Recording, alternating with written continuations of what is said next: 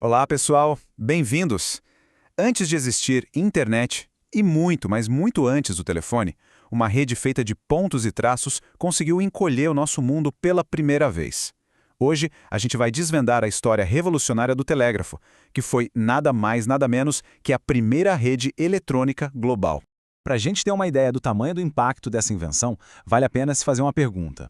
Lá no comecinho do século XIX, por volta de 1830, o que significava uma comunicação instantânea? Como é que uma notícia urgente viajava de uma cidade para outra, por exemplo?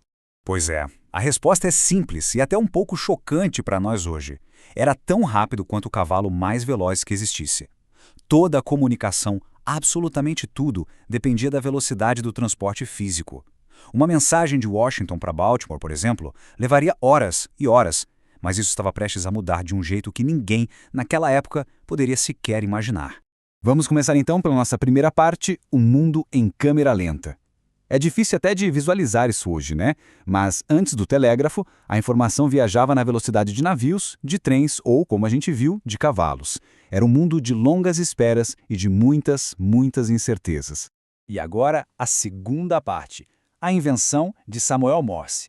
É aqui que a história toda começa a ganhar velocidade, porque tudo muda por causa de um homem.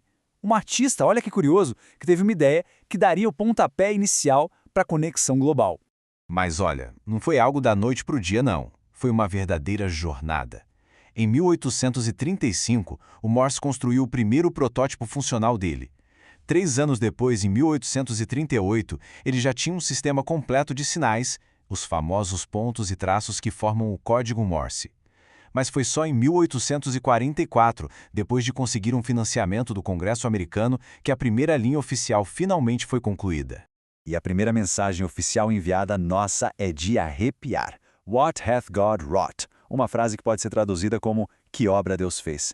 Essa citação tirada da Bíblia captura perfeitamente o sentimento daquele momento, sabe? O espanto, a noção da magnitude do que tinha acabado de acontecer. A comunicação humana tinha mudado para sempre. E vamos para a terceira parte, conectando nações. Porque, claro, essa invenção não ficou só nos Estados Unidos. Ela se espalhou pelo mundo como fogo em palha. Agora, vamos focar em como Portugal e o Brasil se tornaram verdadeiros pioneiros na adoção dessa tecnologia. Olha que interessante. Portugal foi um dos primeiríssimos países da Europa a abraçar a telegrafia. Isso foi muito impulsionado pelas políticas de modernização do Fontes Pereira de Melo. A visão era clara, o país não queria de jeito nenhum ficar para trás nessa nova era da comunicação. E a velocidade com que tudo foi feito foi impressionante. Em 1855, já estavam instalando o primeiro cabo submarino ligando Lisboa aos Açores. No ano seguinte, as primeiras linhas já estavam funcionando para a realeza e para o governo, conectando palácios. E logo em seguida, em 1857, o serviço já estava aberto para o público em geral. Foi muito rápido. E só para a gente ter uma noção da escala dessa expansão, no final do século XIX, a rede telegráfica portuguesa já tinha 8.000 quilômetros de extensão. É fio que não acaba mais, conectando as principais cidades do país e, claro, Portugal com o resto do mundo. Agora, vamos cruzar o Atlântico e aterrissar aqui no Brasil. Para um império com dimensões de continente como era o Brasil, o telégrafo era muito mais do que só uma modernidade. Era uma ferramenta absolutamente essencial para unificar e governar um território tão vasto. E o Brasil também agiu rápido. A primeira linha ligando a capital imperial, o Rio de Janeiro, a Petrópolis, foi inaugurada já em 1857. Mas a grande visão, a visão de futuro, veio de Irineu Evangelista de Souza, o famoso Visconde de Mauá. Foi ele que sonhou alto e impulsionou a conexão internacional que finalmente aconteceu em 1874, ligando o Brasil à Europa através de Portugal. Mas antes mesmo dessa conexão com a Europa, aconteceu um momento histórico aqui dentro. Anota a data, 23 de dezembro de 1873. Nesse dia, as principais cidades do Império, pensa aí, Rio, Belém, Recife, Salvador, foram finalmente conectadas por um cabo. E quem estava lá para enviar a primeira mensagem? O próprio imperador, Dom Pedro II. E o ponto crucial aqui, a mensagem do imperador não foi só um "Alô, testando!". Foi uma declaração poderosa, um ato político. Ele usou a nova tecnologia como uma grande metáfora para a unidade nacional. A eletricidade conectando as cidades, assim como o patriotismo deveria unir todos os brasileiros. Uma verdadeira jogada de mestre, né? E com isso, chegamos à nossa última parte, o legado dos pontos e traços.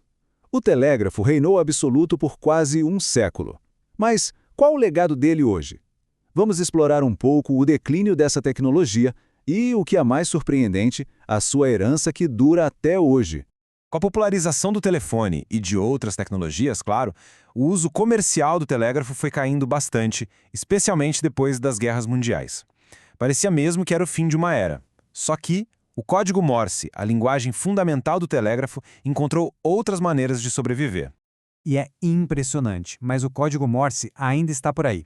Ele é usado em radiofaróis, que auxiliam na navegação de navios e de aeronaves.